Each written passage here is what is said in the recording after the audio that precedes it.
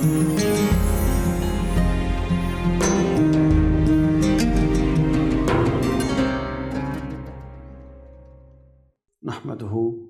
ونصلی ونسلم علی سیدنا و مولانا محمد رسولہ النبی الامین المکین الحنین الکریم رؤوف الرحیم، اما بعد، اعوذ باللہ من الشیطان الرجیم، بسم اللہ الرحمن الرحیم۔ لن تنالوا البر حتی تنفقوا مما تحبون وما تنفقوا من شیء فإن اللہ بہ علیم۔ صدق اللہ مولانا العظیم۔ آج ہم سب ٹی وی کی سحری ٹرانسمیشن قرآن اور رمضان سب کے ساتھ میں چوتھے دن چوتھے روزے میں حاضر ہیں، اور آج ہم اپنے آج کے درس میں چوتھے پارے کے مضامین کا جائزہ لیں گے۔ ہمارا جو اسلوب اور منہج ہے وہ پہلے ہم مختصراً اس کے جو پارے کے بنیادی اور اساسی مضامین ہیں ان کا جائزہ لیتے ہیں، اور اس کے بعد پوری تفصیل کے ساتھ جہاں تک ممکن ہو سکے اس مختصر نشست میں اس کا احاطہ کرنے کی ممکنہ کوشش کرتے ہیں۔ پہلے پارے کی پہلی آیت میں نے آپ لوگوں کے سامنے تلاوت کی۔ اب ہم چوتھے پارے کی پہلی آیت میں نے آپ لوگوں کے سامنے تلاوت کی۔ اب ہم چوتھے پارے کے جو بنیادی اور اساسی مضامین ہیں ان کا ایک مختصر اور ایک طائرانہ نظر ان پہ ڈالتے ہیں۔ سامعین اکرام، چوتھے پارے میں کل 9 مضامین ہیں جو بنیادی مضامین جن کو قرار دیا جا سکتا ہے،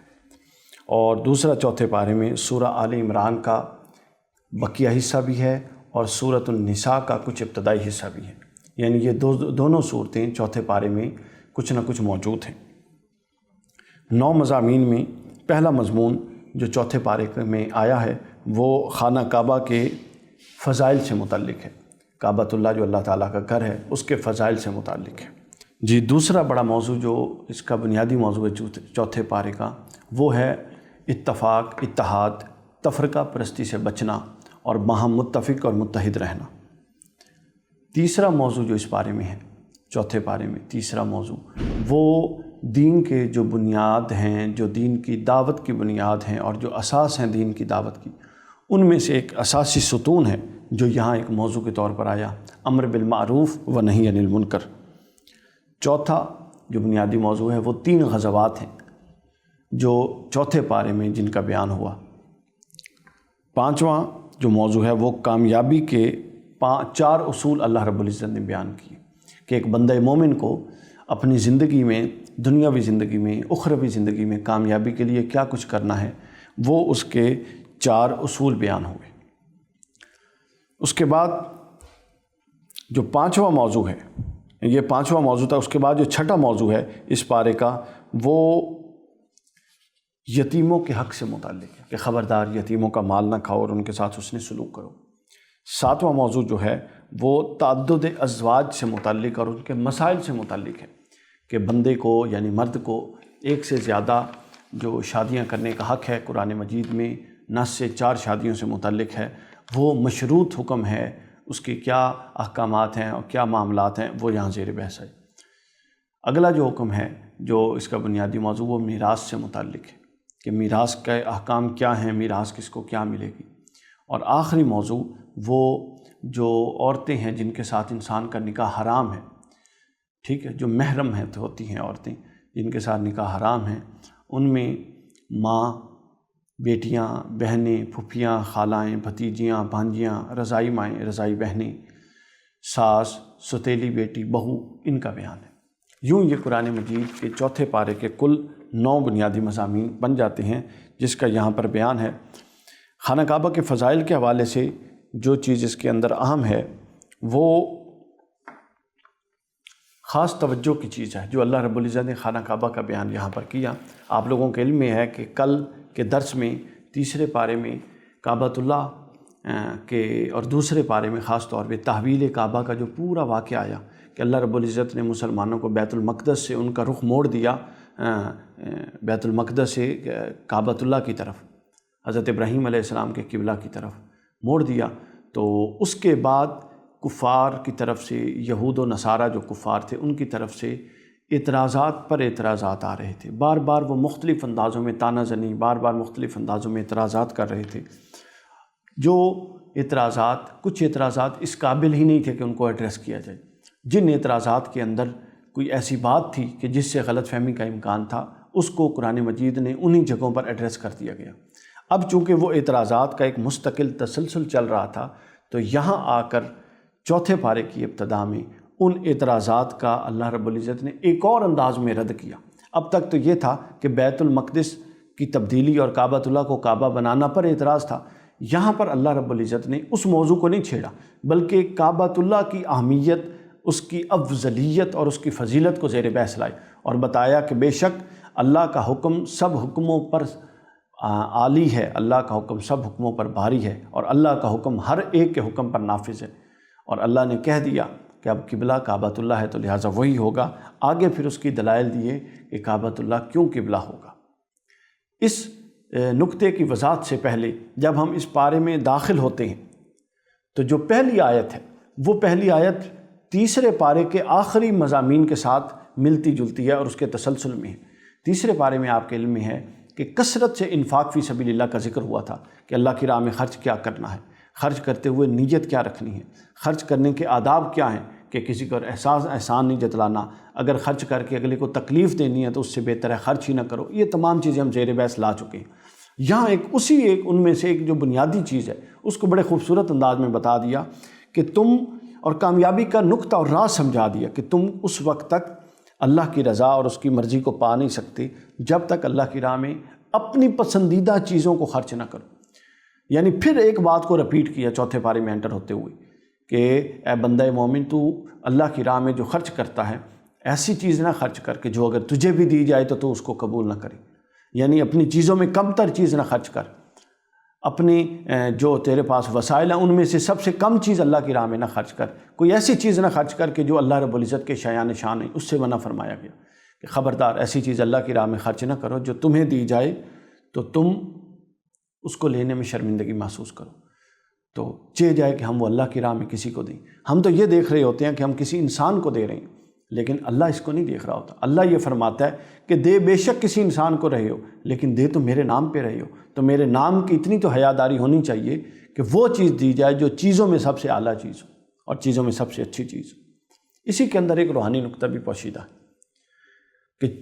اچھی چیز اللہ کی راہ میں قربان کرنے کے اندر ایک خاص روحانی نقطہ ہے کہ ہم ہر وہ چیز جو ہمیں پسند ہے، ہر وہ رجحان، ہر وہ خواہش اور ہر وہ دھیان جو ہمارے دل میں گزرتا ہے، جو ہمیں پسند آتا ہے، جس سے ہم لطف اندوز ہوتے ہیں، اور اگر وہ ناجائز ہے تو اللہ کی رضا کے لیے اس کو قربان کرنا ہے۔ ہمیں وہ پسند ہے چونکہ ہم اس سے لطف اندوز ہوتے ہیں، اصلاً وہ چونکہ ناجائز ہے تو اللہ فرماتا ہے اس کو بھی قربان کر دو، اور اللہ کی راہ میں اپنی پسندیدہ چیزیں قربان کرتے جاؤ گے تو اللہ کی رضا کے دروازے تم پر کھلتے جائیں گے۔ تو لہٰذا وہ اشیاء ہوں، وہ خواہشات ہوں، وہ لباس ہو، وہ جو بھی ہو، وہ مال ہو، تو اللہ کی راہ میں جب قربان کرنا ہے تو اس کا اعلیٰ ترین حصہ قربان کرنا ہے۔ یہ ایک اصول ہے۔ اس اصول کو بیان کرنے کے بعد کعبۃ اللہ پر وہ موضوع جس کو ہم نے ابتداً چھیڑا تھا، قرآن مجید آ گیا اور یہاں پر قبلہ کی تحویل قبلہ کے موضوع پر جو اعتراضات تھے ان کا ایک نئے انداز میں رد کیا، اور اللہ نے کعبۃ اللہ کے 3 فضائل یہاں پر گنوائے اور ثابت فرما دیا کہ بے شک یہی اللہ کا حقیقی گھر ہے، اور اسی کی طرف منہ کر کے نماز پڑھی جائے گی۔ پہلی فضیلت جو کعبۃ اللہ کی قرآن مجید میں بیان ہوئی وہ فضیلت یہ تھی کہ روئے زمین پر یہ پہلا گھر ہے جو اللہ کا گھر تھا، یعنی اس سے پہلے کوئی اللہ کا گھر نہیں تھا۔ حضرت آدم پہلے انسان تھے اور اللہ نے حضرت آدم ہی کے ذریعے اس کو تعمیر کروایا۔ تو پہلی فضیلت کعبۃ اللہ کی یہ بیان ہوئی کہ یہ وہ گھر ہے جو زمین پر اللہ کی پہلی عبادت گاہ تھی۔ دوسری یہ بیان ہوئی کہ اس میں ایسی واضح نشانیاں پائی جاتی ہیں جو اس کے شرف اور اس کی فضیلت پر دلالت کرتی ہیں، اور وہ نشانیاں کیا ہیں؟ بتایا گیا کہ اس میں مقام ابراہیم ہے، بتایا گیا کہ اس میں زمزم ہے، بتایا کہ اس میں حتیم ہے۔ سبحان اللہ۔ یہاں سے ایک افضلیت کا معیار ہمارے سامنے آتا ہے، شاندار اعتقادی نقطہ کہ اللہ کا کلام ہے، اللہ کا گھر زیر بحث ہے، اور اللہ کے گھر کی افضلیت، وہ کیوں سب سے افضل گھر ہے، سب گھروں میں سب سے اعلیٰ گھر ہے، یہ موضوع سامعین کرام زیر بحث ہے، اور اس کی افضلیت کے ثبوت کے لیے اللہ جس موضوع کو لا رہا ہے وہ موضوع کیا ہے؟ اللہ فرماتا ہے یہ میرا گھر اس لیے افضل ہے، یعنی ہے تو اللہ کا گھر، اللہ سے منسوب ہے، لیکن اللہ نے یہ موضوع نہیں لایا، اللہ تعالیٰ نے جو دلائل دی، اللہ نے فرمایا کہ یہ گھر اس لیے سب گھروں میں افضل ہے کہ اس گھر کے اندر ایک ایسا پتھر موجود ہے جس پتھر پر میرا نبی اولو العزم پیغمبر ابراہیم کھڑا ہوا، اور ابراہیم نے میرے محبوب حضرت محمد رسول اللہ صلی اللہ علیہ وسلم کے لیے دعا کی، اور وہ دعا مقبول بھی ہوئی، اور اس دعا کے تاثیر کے طور پہ دعا کو محفوظ کرنے کے لیے پتھروں کے اوپر حضرت ابراہیم کے قدم بھی اللہ نے پتھر کو نرم کر دیا، اور پتھر کے سینے میں حضرت سیدنا ابراہیم کے قدم پیوست ہو گئے، اور وہ مقام ابراہیم اب اس جگہ کو کہتے ہیں، اس پتھر وہ کعبۃ اللہ میں نصب ہے۔ یعنی جب 360 بت نکالے گئے جو شرک اور بت پرستی کا استعارہ تھے، نکالے گئے تو سارے بت نکال دے جا رہے تھے، مگر یہ پتھر وہاں پہ رکھا گیا کیونکہ اس کے ساتھ نسبت نبی تھی، نسبت انبیاء تھی، اور اس پتھر کو اور اس مقام کو جو حضرت سیدنا ابراہیم کے نام سے معنون ہے، اللہ تعالیٰ قرآن میں کعبۃ اللہ کی فضیلت کے طور پہ لایا، اور فرماتا ہے کہ یہ عظمت والا گھر ہے اس لیے کہ اس میں کعبۃ اللہ، اس میں مقام ابراہیم ہے۔ آپ اندازہ کر لیں، یعنی اس سے ہمیں اصول سمجھ آتا ہے، اصول یہ سمجھ آتا ہے کہ جو چیز اللہ کے صالحین، اولیاء، انبیاء، صدیقین، شہداء، جو اللہ کے مقرب بندوں سے جڑ جاتا ہے وہی کامیاب ہوتا ہے، وہی مقرب ہے اللہ کے بعد۔ اللہ کی بارگاہ میں تقرب کا کوئی اور ذریعہ نہیں ہے، کوئی اور اصول نہیں ہے، کوئی اور ضابطہ نہیں ہے ماں سوائے اس کے کہ اللہ کے مقربین کے ساتھ جڑ جایا جائے۔ یہی ضابطہ سورہ فاتحہ میں بیان ہوا کہ الحمدللہ رب العالمین۔ سورۃ فاتحہ پڑھتے جائیں آپ تو قرآن مجید نے کہا کہ ان لوگوں کے راہ پر چلو، صراط الذین انعمت علیہم، ان لوگوں کی راہ جن لوگوں پر تو نے انعام کیا،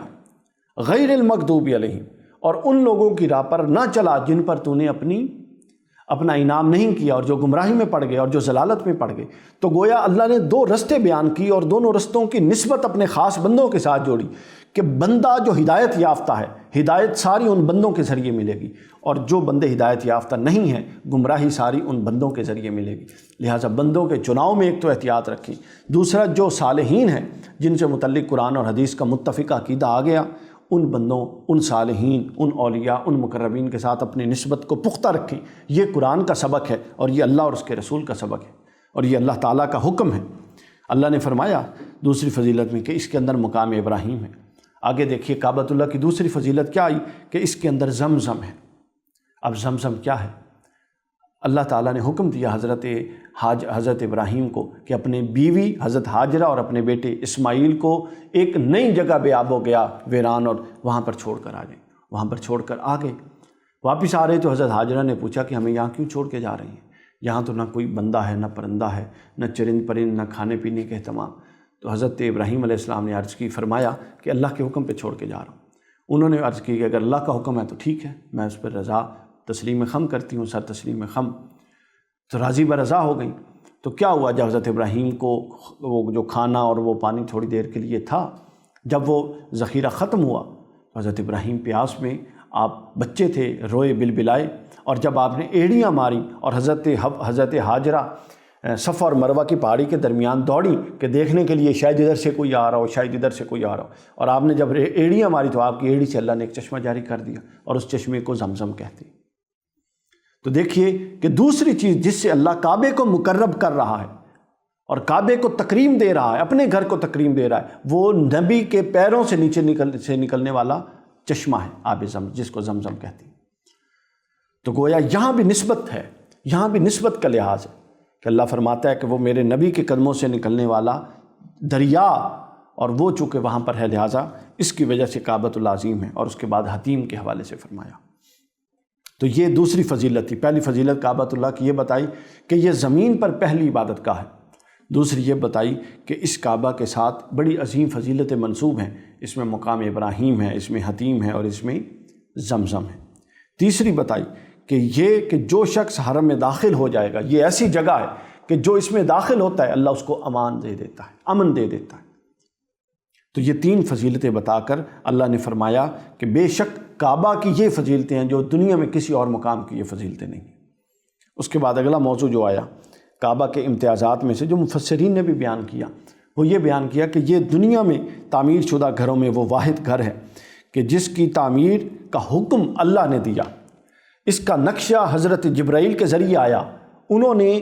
حد بندی کر کے اور لائنیں لگا کے بتائیں کہ یہاں پر تعمیر کی جائے، اور اس کے معمار حضرت ابراہیم علیہ السلام تھے، اور اس کے معمار کے ساتھ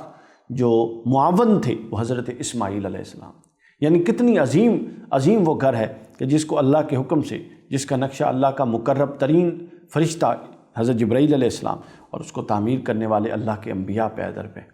اس کو تعمیر کرتے ہیں۔ یہ کعبۃ اللہ کی عظمت کا مضمون یہاں پہ ختم ہوتا ہے۔ چوتھے بارے میں اس کے بعد اگلا مضمون جو اللہ رب العزت لائے وہ تفرقہ پرستی کی ممانعت سے متعلق ہے، کہ مسلمانوں کو حکم دیا کہ وہ اللہ سے ڈرتے رہیں جیسا کہ ڈرنے کا حق ہے، اور اللہ کی رسی کو مضبوطی سے تھامے رکھیں، اور خبردار آپس میں گروہ در گروہ نہ ہو جائیں، آپس میں بٹ نہ جائیں، تقسیم نہ ہو جائیں،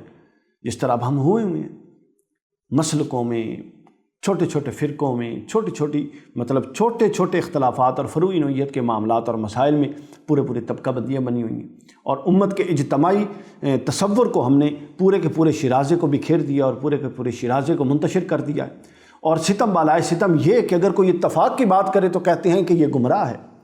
کیوں؟ کیونکہ ہر طبقہ خود کو پورا حق کہہ کے بیٹھا ہے، اور یہ قرآن میں نشانی ہے باطل لوگوں کی کہ وہ صرف خود کو حق پر سمجھتے ہیں اور اپنے ماں سوا ہر ایک کو باطل پر سمجھتے ہیں۔ ہمیں یہ حق نہیں ہے، یہ حق اللہ کے پاس اور اللہ کے رسول کے پاس ہے کہ کسی سے متعلق کوئی کیٹاگوریکل ورڈکٹ جاری کیا جائے، حکم جاری کیا جائے کہ فلاں یہ ہے فلاں یہ ہے۔ ہمیں یہ حق نہیں ہے، ہم اس کے پیچھے پڑے ہوئے ہیں۔ ہمیں یہ حکم دیا گیا ہے کہ تم اتحاد کے ساتھ چلو، اور مفسرین نے کہا، اور اس کی مختلف تعبیریں اور تفسیریں ہیں کہ یہ جو حبل اللہ کا لفظ ہے، اللہ کی رسی کو مضبوطی سے تھام کے رکھو، یہ اللہ کی رسی کون ہے؟ بے شمار مفسرین کا اس پر اتفاق ہے کہ اس سے مراد حضور نبی اکرم صلی اللہ علیہ وسلم کی ذات پاک ہے کہ آپ کی ذات کو تھام کے رکھو۔ پھر بعض اس طرف گئے ہیں کہ اس سے مراد حضور علیہ السلام کی آل پاک ہے، چونکہ حضور نے فرمایا میری آل اور قرآن یوں جڑ کے رہیں گے اور یہ دونوں اکٹھے حوض کوثر پر مجھے ملیں گے، تو اس سے مراد آل نبی ہے۔ تو بہرحال اس سے مراد جو بھی ہو، مطلب اس کا ایک ہی ہے، مفہوم اس کا ایک ہی ہے، اور مفہوم کیا ہے کہ آپس میں جڑ کے رہنا ہے، مل کے رہنا ہے، اتفاق سے رہنا ہے، اختلافات کی راہیں نہیں کھولنی اور اختلافات سے خود کو تقسیم در تقسیم نہیں کرتے جانا۔ حضرت عبداللہ ابن مسعود رضی اللہ تعالیٰ عنہ فرماتے ہیں کہ حق کے تقویٰ تو یہ ہے، یعنی اللہ سے ڈرنے کا حق تو یہ ہے کہ اللہ کی اطاعت کی جائے، نافرمانی نہ کی جائے، اور اسے یاد رکھا جائے اور اسے بھولا نہ جائے، اور اس کا شکر ادا کیا جائے اور اس کی ناشکری نہ کی جائے۔ یہ اس کے بعد اگلا موضوع امت محمدیہ کے 3 فضائل، 3 امتیازات بیان ہوئے، اور اس میں سے ایک خاص امت محمدیہ کا وصف ہے جو یہاں پر زیر بحث آیا ہے۔ جو فضائل بیان ہوئے دوسری امتوں کے نسبت، ان میں بتایا کہ دوسری امتوں کے برعکس یہ چیزیں، ان چیزوں پر دوسری امتوں کے برعکس امت محمدیہ کا یہ امتیاز ہے کہ ان کو ایک ایسا وصف دیا گیا ہے جو دوسروں کو وہ منصب نہیں تھا، اور امت محمدیہ کا منصب کیا ہے کہ یہ عمل بالمعروف کرتی ہے اور نہی عن المنکر کرتی ہے، یعنی یہ نیکی کے کاموں کا حکم دیتی ہے اور برائی کے کاموں سے روکتی ہے۔ یعنی امت محمدیہ کے بڑے بڑے اوصاف جو قرآن میں بیان ہوئے ہیں، ان میں سے ایک بنیادی اوصاف میں سے ایک بنیادی چیز یہ ہے کہ یہ امر بالمعروف اور نہی عن المنکر کرنے والی امت ہے۔ جی، امر بالمعروف و نہی عن المنکر کے حوالے سے بہت سارے احکام احادیث میں قرآن مجید میں موجود ہیں، اور یہ موضوع ریپیٹڈلی قرآن میں بار بار آیا ہے۔ یعنی امت محمدیہ کا یہ منصب ہے، اور اس کا ختم نبوت سے بڑا اہم تعلق ہے۔ ختم نبوت چونکہ آج کل ایک ہاٹ ٹاپک ہے اور اس پر بہت سارا ماشاءاللہ کام بھی ہو رہا ہے، تو اس کا امر بالمعروف و نہی عن المنکر کا اس کے ساتھ اہم تعلق ہے، وہ سمجھنے کی ضرورت ہے۔ پہلے یہ ہوتا تھا کہ ایک نبی جب تشریف لاتے تھے، ان کی تعلیمات وہ اپنے امت کو پڑھاتے تھے، ان کے وفات اور وصال کے بعد ان تعلیمات پر جب گرد پڑتی تھی تو ان تعلیمات کو تازہ کرنے کے لیے نیا نبی مبعوث ہو جاتا تھا، وہ پھر تعلیمات از سر نو تازہ ہو جاتی۔ لیکن اب ختم نبوت ہو چکی، حضور علیہ الصلوۃ والسلام کے بعد کوئی نبی، کوئی رسول کسی بھی معنی میں، کسی بھی مفہوم میں قطعی طور پہ کوئی نہیں آنے والا۔ اب قرآن آخری کتاب ہے، اللہ کے رسول حضرت محمد صلی اللہ علیہ وسلم آخری رسول اور نبی تھے، آپ آ چکے ہیں، اب کسی نبی رسول نے نہیں آنا۔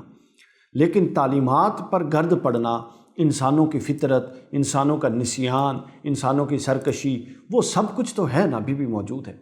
تو پھر ایک ایسا طبقہ ہونا چاہیے تھا کہ جو اٹھے اور ان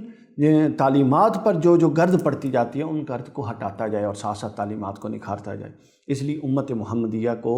ایک منصب دیا گیا، اور وہ منصب کیا تھا؟ وہ منصب تھا امر بالمعروف، مطلب کیا کہ اچھائی کا حکم دیں گے، اچھے کاموں کا حکم دیں گے، وَنَہِی عَنِ الْمُنکر مطلب ہر برے کام سے منع کریں گے، یعنی ہر بندہ اپنی بساط میں نیابت نبوت میں یہ کام کرے گا حضور کے نائب کے طور پہ۔ پھر اس کا اللہ نے ایک پورا نظم بنا دیا، یہ اللہ تعالیٰ کا فضل تھا امت پر۔ نظم یہ بنا دیا کہ ختم نبوت کے بعد ابو داؤد میں حدیث ہے کہ اللہ فرماتا ہے کہ حضور علیہ السلام نے فرمایا کہ اب کوئی نبی نہیں آئے گا میرے بعد، امت اور دین کے احیاء کا سلسلہ یہ ہوگا کہ ہر صدی میں، ہر سال 100 سال کے بعد اس کے آغاز میں اللہ ایک ایسی شخصیت، ایک ایسی ہستی کو اٹھائے گا، وہ شخصیت اٹھے گی اور پورے 100 سال میں جو گرد پڑی، جو عقائد خراب ہو گئے، جو قدریں بیٹھ گئیں، ان قدروں کا پھر احیاء کر دے گا، دین کے ان پہلوؤں کو پھر زندہ کر دے گا، اور ایسے لوگ ہر صدی میں آئے اور ہر صدی میں آتے رہیں گے۔ یعنی ختم نبوت کے بعد مجددین کا سلسلہ اور امر بالمعروف و نہی عن المنکر کا سلسلہ، یہ 2 سلسلے اللہ نے جوڑ دیے، اور ان 2 سلسلوں کے ساتھ امت محمدیہ قیامت تک کے لیے زندہ و پائندہ رہے گی۔ اس لیے اس کو بار بار بیان کیا گیا کہ امر بالمعروف و نہی عن المنکر کیا جائے۔ اور حضور نبی اکرم اور حضرت عمر رضی اللہ تعالیٰ، حضرت عمر فرماتے ہیں کہ جس کا دل چاہتا ہے کہ اس کا شمار امت میں سے ہو، یعنی اللہ کے حضور اس کا شمار امت محمدیہ میں سے ہو، اس کو یہ چاہیے کہ اللہ کی یہ شرط پوری کرے، یعنی اپنی بساط پر نیکی کا حکم دے اور برائیوں سے روکے۔ ہم اس کانسیپٹ کو نہیں سمجھ سکتے، ہم یہ سمجھتے ہیں عام طور پہ، اور ہر بندہ یہ سمجھتا ہے کہ یہ کوئی علماء کا کام ہے کہ پوری جہان کو دعوت دیں، یہ کریں۔ نہیں، اس کا مطلب چھوٹے سے چھوٹے درجے سے بڑے درجے پر ہے۔ جو ہم میں سے گھر میں جس کے انڈر 2 لوگ ہیں، ایک بندہ ہے، اپنے بچے ہمارے ماتحت ہیں، ہر مرد ہے وہ گھر کے خاندان کا سربراہ ہے، تو گویا وہ کہاں پر حکم دے گا؟ جو اس کے ماتحت ہیں، وہ ان کا جواب دہ ہے کہ وہ گھر میں کوئی برا کام نہیں ہونے دے گا اور گھر میں اچھائی کا حکم دے گا۔ جو پھر اس سے اوپر کے درجے پہ ہے وہ اتنا، جو اس کے اوپر ہے، جو اس کے اوپر، یوں درجہ بدرجہ جب ہر بندہ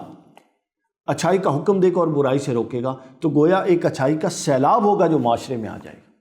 اس وقت معاشرے میں برائی کا سیلاب اس لیے کہ ہم میں سے ہر بندہ یہ سوچ کے بیٹھا ہے کہ یہ کام تو فلاں نے کرنا ہے، یہ تو فلاں نے کرنا ہے، یہ تو فلاں نے کرنا ہے، اور یہ غلط فہمی کا شکار ہے کہ یہ کام تو کسی ایک طبقے کا ہے، ہر ایک کا نہیں ہے۔ نہیں، وہ جو ایک طبقے کا ہے، علماء کے طبقے کا، وہ خاص علمی فکری نوعیت کے کام ہے۔ جو عمومی مسائل میں اچھائی کو فروغ دینا اور برائی کو روکنا، اس میں پوری کی پوری امت اور ہر شخص کو اپنی حیثیت میں شریک ہونا ہے۔ اس پہلو کو مد نظر رکھیں۔ اس کے بعد اگلا موضوع جو چوتھے پارے میں آیا، وہ کفار سے دوستی کو منع کیا گیا کہ خبردار کفار کو دوست نہ بناؤ، اور اس کے قرآن نے 4 اسباب بیان کیے۔ پہلا سبب بتایا کہ منافقین اور کفار سے دوستی نہ کرو، کیوں؟ کہ یہ وہ تمہیں نقصان پہنچانے میں کوتاہی نہیں کریں گے، یہ وہ لوگ ہیں جو اس طاق میں رہتے ہیں کہ کوئی موقع ملے اور تمہیں نقصان پہنچائیں۔ دوسری وجہ بتائی کہ یہ وہ لوگ ہیں جو دل سے چاہتے ہیں کہ تمہارے دین اور دنیا دونوں کو مصیبت میں ڈالا جائے اور پریشانی میں ڈالا جائے۔ تیسرا فرمایا کہ ان کے چہرے اور ان کی باتوں سے تمہارے لیے بغض اور عداوت جھلکتی نظر آتی ہے۔ چوتھا یہ کہ ان کے دلوں میں جو بغض اور حسد پوشیدہ ہے وہ ان کی اعلانیہ باتوں سے کہیں زیادہ سخت ہے۔ یعنی کچھ تو مخالفت وہ ہے نا جو یہ زبان سے کر لیتے ہیں، لیکن اللہ فرماتا ہے کہ ان کے دلوں میں جو بغض اور حسد ہے وہ اعلانیہ زبان پر آنے والے بغض اور حسد سے کہیں زیادہ ہے، لہٰذا ان سے دوستی نہ کرو۔ یہ کفار سے دوستی سے منع کرنے کے بعد منافقین سے دوستی سے منع کیا گیا کہ خبردار منافقوں کو رازداری اور دلی دوست نہ بناؤ۔ یعنی اب یہ بات سمجھنے سے متعلق ہے، ایک سوشل ریلیشننگ ہے، یہاں اس سے منع نہیں کیا گیا کہ اگر آپ کے ساتھ کوئی غیر مسلم کام کرتا ہے، آپ کے ماتحت ہے، آپ کا افسر ہے، آپ ایک معاشرے میں رہتے ہیں، اس ریلیشننگ سے منع نہیں کیا گیا۔ یہ ریلیشننگ رازداری کی نوعیت کی ہے، یہ ریلیشننگ دینی نوعیت کی ہے۔ یعنی اس کا ایک اور جہت ہے جس کو بتایا گیا کہ ان کو دلی رازدار نہ بناؤ اور دوست نہ بناؤ، کیونکہ نیچرل بات ہے، جو دین میں قریب ہے وہ رازداری میں بھی قریب ہوگا، وہ ہمدردی کرنے میں بھی قریب ہوگا، اور وہ دوسرے معاملوں میں بھی قریب ہوگا۔ اس کے بعد اگلا موضوع جو قرآن مجید میں یہاں پر زیر بحث آیا چوتھے پارے میں، وہ غزوہ بدر سے متعلق ہے۔ غزوہ بدر آپ کو معلوم ہے اسلام اور کفر کا، حق اور باطل کا پہلا معرکہ،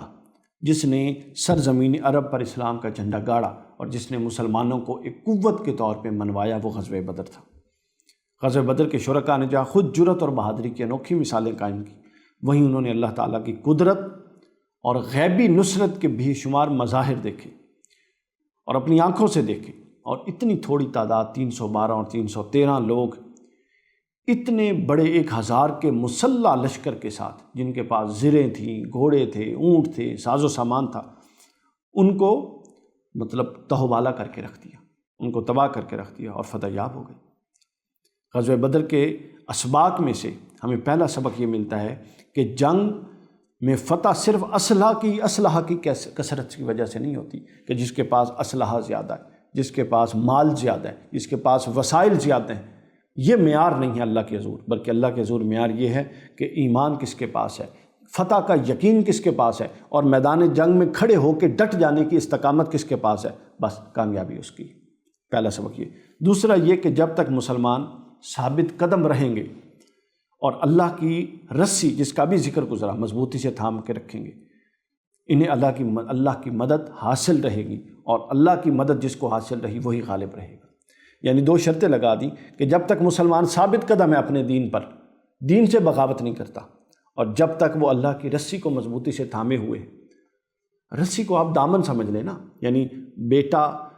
چھوٹا بیٹا اپنے باپ کا جب دامن قمیض پکڑ لیتا ہے تو کیا اس کا باپ اس کو آگے پیچھے ہونے دیتا ہے؟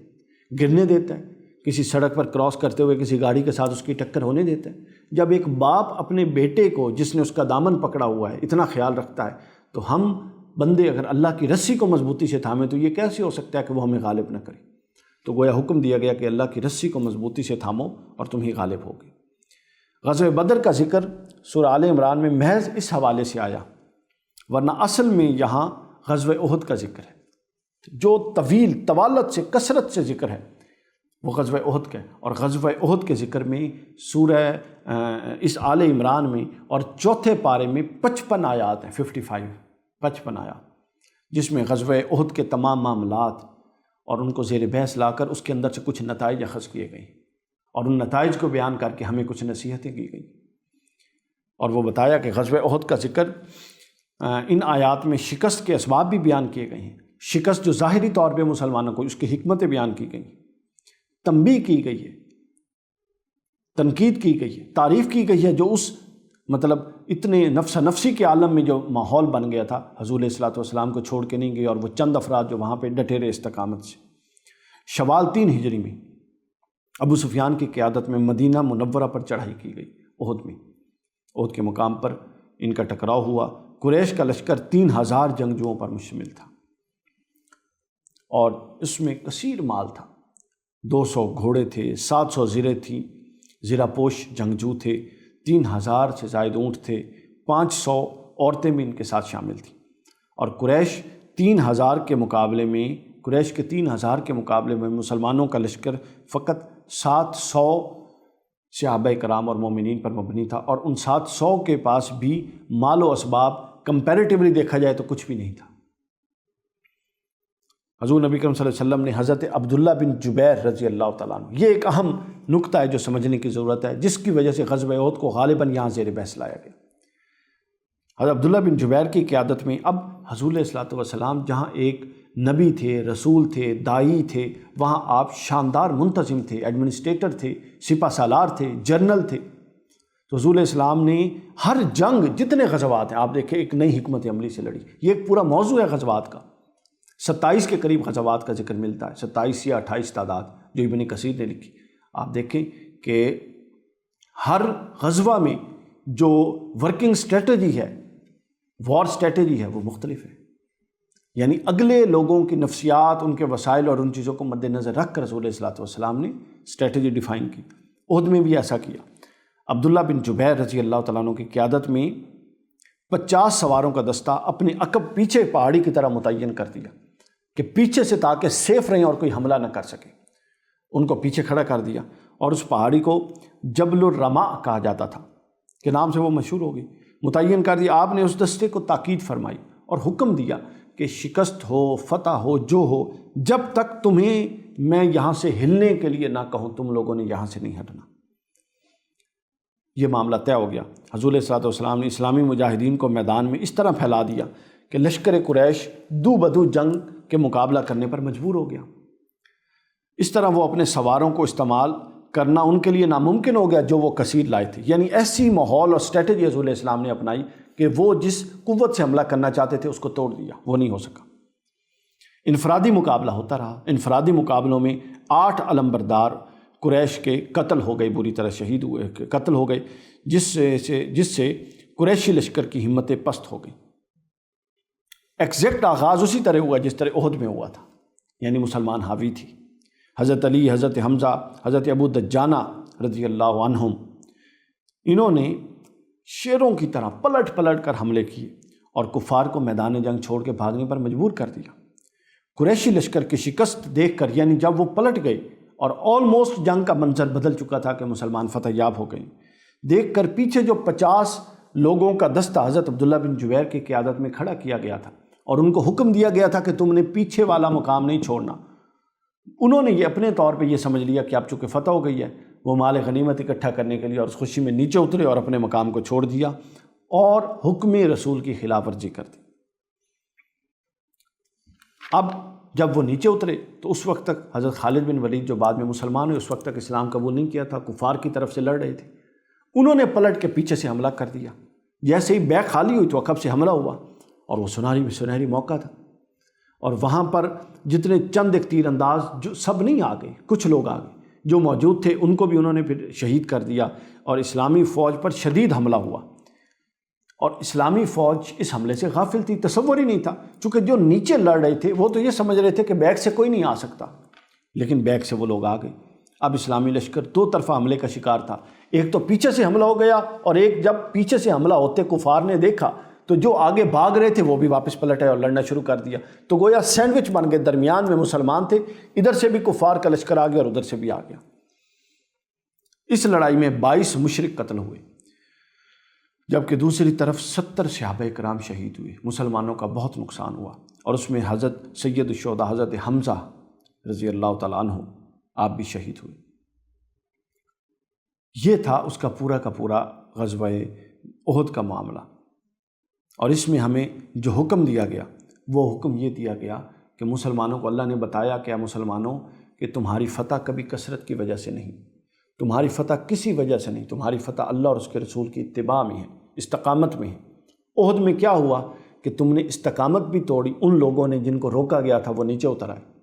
اور ان لوگوں نے حکم رسول کو بھی نظر انداز کر دیا۔ تو گویا اگر حکم رسول نظر انداز ہوگا تو پھر نہ اس کا کوئی وارث نہیں ہوگا، تو اللہ بھی اپنی امان اٹھا لے گا۔ اور آپ دیکھیے کتنا نقصان ہوا احد میں، اور احد کے جو نقصانات تھے اس سے پھر بعد ازاں بہت ساری تنبیہیں کی گئی ہمیں۔ اسی احد میں ایک اور منافقین نے جو ایک غوغا مچایا، شور مچایا، وہ یہ مچایا کہ، اور ان کی فطرتی وسوسہ اندازی آپ لوگوں کے علم میں ہے، اور اس کا ہم کئی دفعہ ذکر بھی کر چکے ہیں کہ غزوہ احد کے تبصرے میں 25 آیات میں منافقین کا تبصرہ آیا، جو فتنہ فساد کا موقع ہاتھ سے نہیں جانے دیتے تھے۔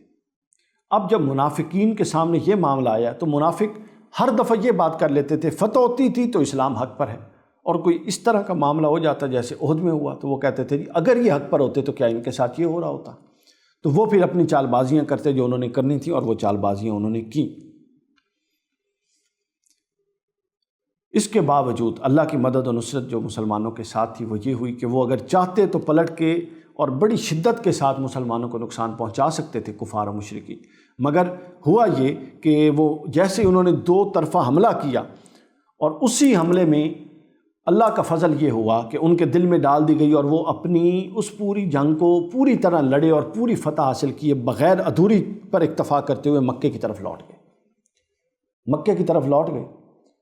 جب وہ مکے کی طرف لوٹے تو احد، ادھر دوسری طرف جو احد کے شہداء تھے ان کی تدفین سے فارغ ہونے کے بعد حضور نبی اکرم صلی اللہ علیہ وسلم کو یہ اطلاع ملی کہ روحا کے مقام پر ابو سفیان نے پھر لشکر کو روک لیا، اور اس کو یہ احساس ہوا ہے کہ آج تو موقع تھا کہ اگر ہم پلٹ کے حملہ کرتے اور ڈٹے رہتے تو مسلمانوں کو معاذ اللہ صفحہ ہستی سے ختم کر سکتے تھے، ہم سے تو غلطی ہو گئی اور ہم درمیان میں چھوڑ کے پلٹ آئے۔ تو مقام روحا پر اس نے پھر اس غلطی کا احساس کیا، اور پھر اس نے کہا کہ اب میں واپس نہیں جاؤں گا۔ جب لوگوں نے ملامت کی کہ ابو سفیان تو بہت بڑا جنگجو تھا،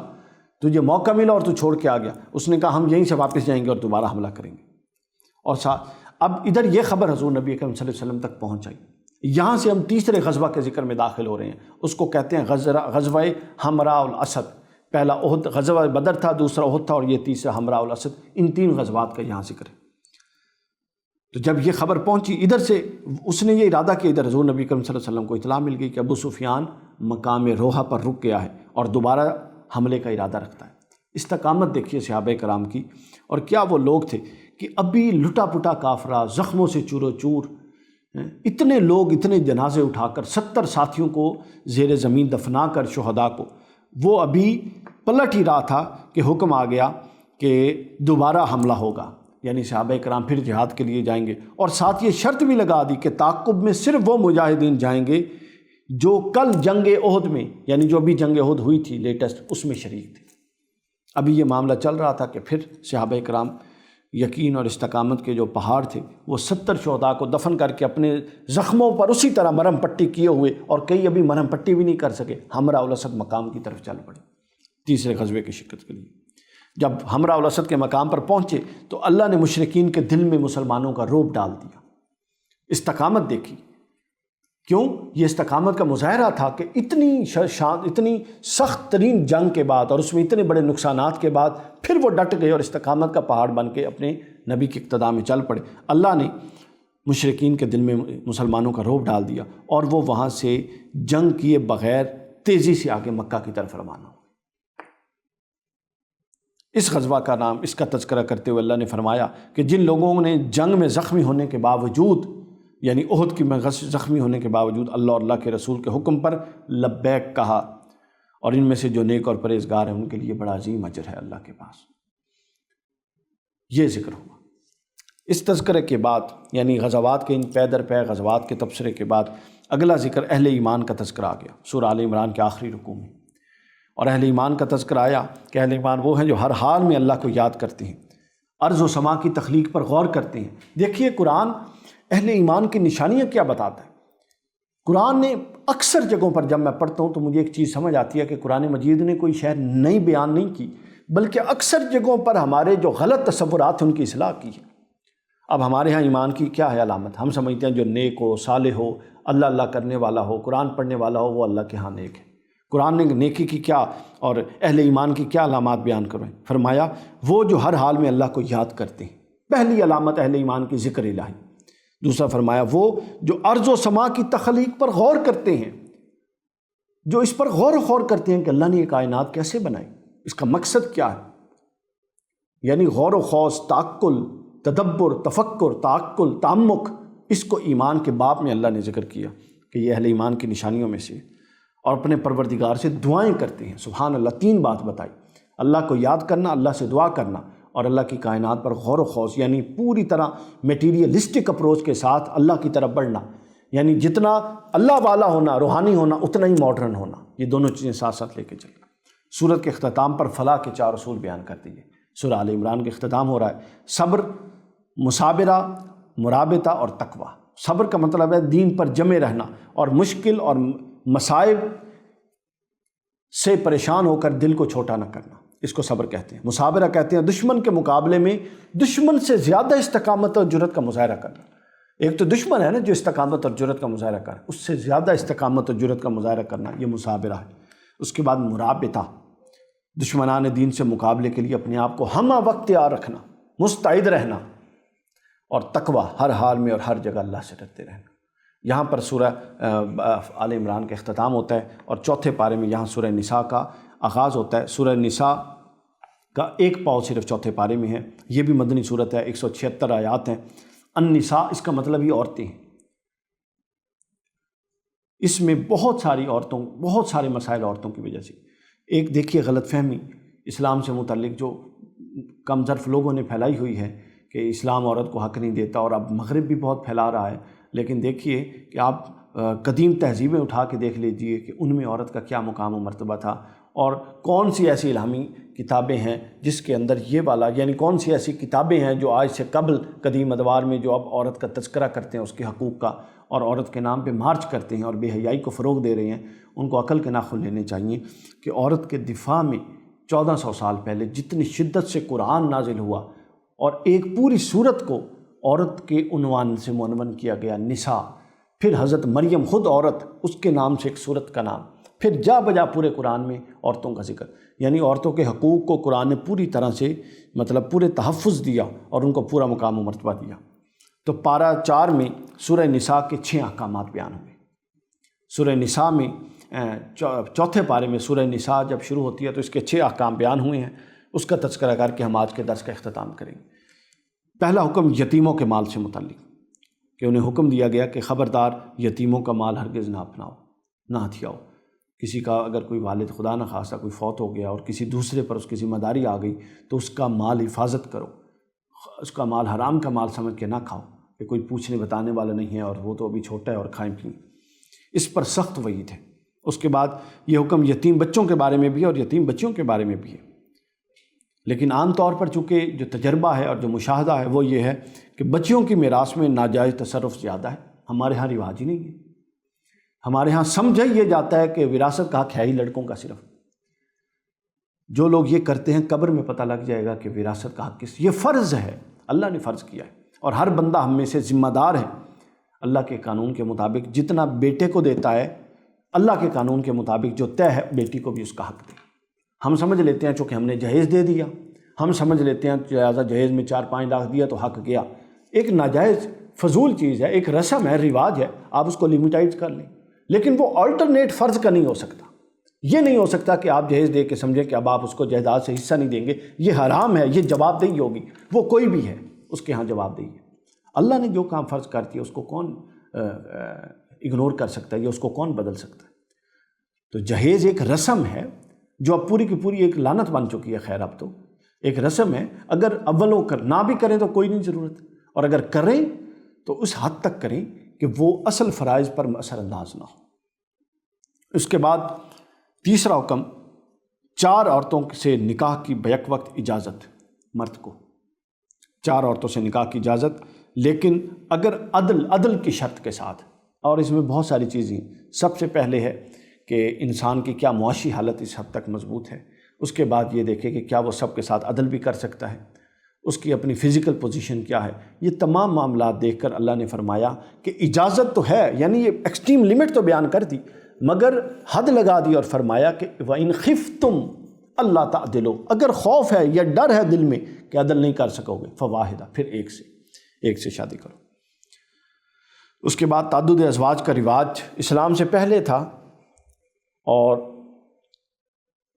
20-20، 10-10، 50-50 تک لوگ شادیاں کرتے تھے، کوئی حد نہیں۔ میں نے بتایا کہ اسلام نے جو چیزیں خراب تھیں ان کو بند کر دی، جن کے اندر اصلاح کی ضرورت تھی ان کی اصلاح کر دی۔ اس باب میں بھی اصلاح کی ضرورت تھی کہ وہ جو بغیر کسی تعداد کی شادیاں کر لیتے تھے اور پھر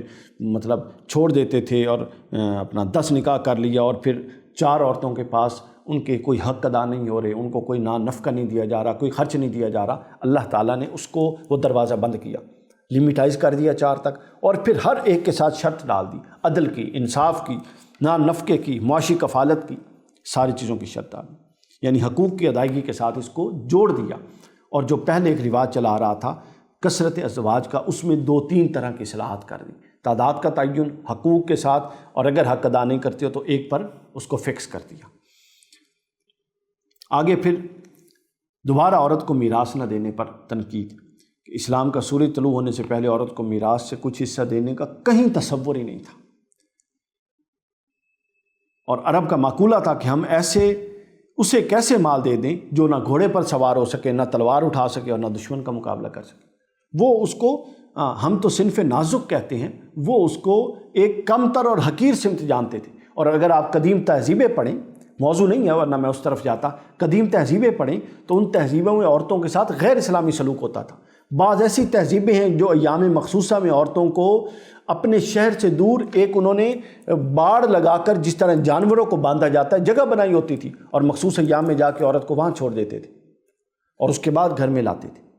یعنی وہ سلوک عورتوں کے ساتھ ہوتا تھا، ایک عورت مرد کے ساتھ بیٹھ کے کھا نہیں سکتی تھی۔ تو کہاں کی باتیں کرتے ہیں یہ لوگ جو عورت کے حقوق کے لیے نکلے ہوئے ہیں؟ ان کو پہلے پرانی تہذیبیں پڑھے، پھر ان کو اندازہ ہو۔ ماں کیا مقام ہے اسلام نے دیا ہے ماں کا، یعنی مرد، اس کا بیٹا اس کے سامنے آنکھ نہیں اٹھا سکتا، اونچی آواز نہیں کر سکتا، اس سے بڑا کیا مقام۔ بیٹی یعنی محبت اور شفقت کا کیا اظہار، پھر بہن، پھر بیوی، یعنی محبت اور شفقت کے مختلف جذبات جو انسان کے اندر پائے جاتے ہیں، اسلام نے اس کو مختلف رشتوں میں جوڑ کے عورت کے ساتھ اس کو پیوستہ کر دیا ہے، اور کہیں تکریم، کہیں محبت، کہیں شفقت، کہیں کچھ، یعنی جوڑ کے اس کو پورا کا پورا مقام و مرتبہ معاشرے میں دیا ہے۔ یعنی ایک ہی عورت وہ بیک وقت ماں ہوتی ہے تو ماں کا ادب لے رہی ہوتی ہے، وہی بہن ہوتی ہے تو بہن کی محبت اور شفقت لے رہی ہوتی ہے، وہی بیوی ہوتی ہے تو بیوی کی محبت لے رہی ہوتی ہے، وہی بیٹی ہوتی ہے تو بیٹی کی شفقت و محبت لے رہی ہوتی ہے۔ یعنی آپ دیکھیں یہ کیسا خوبصورت ایک دستہ ہے جس کو یہاں بیان کیا، اور اسے اپنے جاہلانہ اصول کی بنیاد پر بچوں اور خواتین کو میراث سے جو محروم رکھا جاتا ہے، جو اسلام سے پہلے رکھا جاتا تھا، اور معذرت کے ساتھ اسلام کے بعد بھی اب بھی یہ جاہلانہ رسم چل رہی ہے۔ میں نے عرض کیا کہ اللہ کے حضور سخت جواب دہی کا معاملہ ہے، اس پر توجہ کرنی چاہیے۔ اور آخر پر کچھ محرمات نکاح کا ذکر ہے، کہ کچھ ایسے رشتوں کا ذکر ہے جس کا میں نے پہلے ذکر کر دیا، کہ جن عورتوں کا ذکر ہے کہ جن کے ساتھ نکاح انسان کا نہیں ہو سکتا، یعنی جو حرام رشتے ہیں ان کے ساتھ نکاح نہیں ہو سکتا۔ دنیا کی ہر عورت کے ساتھ، ہر مسلمان عورت کے ساتھ انسان شادی کر سکتا ہے، ماں، بیٹی، بہن، پھوپھیاں، خالائیں، بھتیجیاں، بانجیاں، رضائی مائیں، رضائی بہنیں، ساس، سوتیلی بیٹی، بہویں، ان کے علاوہ۔ تو یہ چوتھے پارے کے مضامین تھے جن کا ہم نے مختصر احاطہ کیا آج چوتھے روزے میں۔ تو اللہ تعالیٰ سے دعا ہے کہ ہمیں وہ احکام جو اس پارے میں بیان ہوئے، جس پر اللہ کے رسول نے زور دیا گیا، جو ہمارے معاشرے کی اصلاح کے لیے، ہماری ذات کی اصلاح کے لیے، ہمارے گھر کی اصلاح کے لیے بیان ہوئے، ہمیں ان پر عمل کرنے کی توفیق بھی دے، اور ہمیں یہ بھی توفیق دے کہ ہم دوسروں سے بڑھ کے خیر کی طرف کوشش کریں اور آگے بڑھیں، اور قرآن کو عملاً اپنی زندگیوں میں نافذ کریں۔ وما علینا الا البلاغ المبین۔